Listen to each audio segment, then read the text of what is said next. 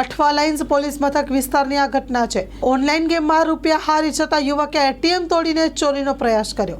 પોલીસે એક બાળ ગુનેગાર સહિત 2ની ધરપકડ કરી। ફ્રી ફાયર ગેમમાં 14,000 હારી જતા કરી ચોરી। માતાના મોબાઈલમાંથી ઓનલાઈન રૂપિયા ગેમિંગ ઝોનમાં ટ્રાન્સફર કર્યા હતા। માતાને ખબર નહીં પડે તે માટે એટીએમ તોડી ચોરીનો પ્રયાસ કર્યો। સ્ટોરી રિપોર્ટ બાય સુરતથી સતીશ કુંભાણી સાથે કેમેરામેન ચિંતન ગજેરા। 1 જાન્યુઆરી 2025ના દિવસે નાઇટમાં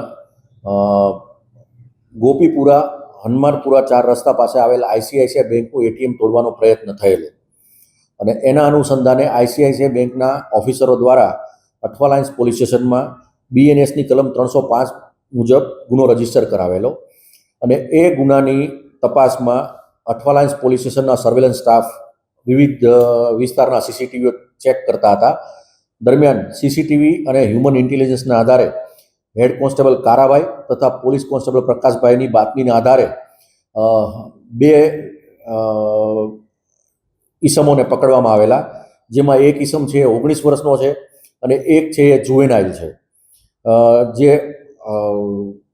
19 વર્ષનો જે ઈસમ છે એની પૂછપરછમાં એવું જાણવા મળેલ કે તે ફ્રી ફાયર નામની મોબાઈલ ગેમમાં 14,000 રૂપિયા હારી ગયેલ અને એ જે 14,000 રૂપિયા છે એની મધરના એકાઉન્ટમાંથી એણે ગૂગલ પેથી ટ્રાન્સફર કરેલા હતા અને એની મધરને એ 14,000 રૂપિયા એના એકાઉન્ટમાંથી ગયા છે એવી ખબર ના પડે એટલા માટે ચોરી કરવાનો પ્લાન બનાવેલો અને એ ચોરી કરવા માટે એમણે એટીએમ બ્રેક કરવા માટે યુટ્યુબ ઉપર શીખેલા કે કઈ રીતે એટીએમ બ્રેક કરવું અને પોતે પકડાઈ ના જાય એની તકેદારીના ભાગરૂપે તેઓ એમની બાજુમાંથી જ એક મોટરસાઇકલની ચોરી કરેલી અને એટીએમ બ્રેક કરવા માટે ગયેલા, પરંતુ એમનાથી એટીએમ બ્રેક થયેલ નહીં અને ત્યાંથી એ નાસી ગયેલા। બાઇક ચોરી અંગેનો પણ એક બીજો ગુનો દાખલ કરવામાં આવેલો છે અને આ ગુનાની આગળની તપાસ ચાલુ છે અને 19 વર્ષનો જે વ્યક્તિ છે એને નામદાર કોર્ટમાં રજૂ કરવામાં આવે।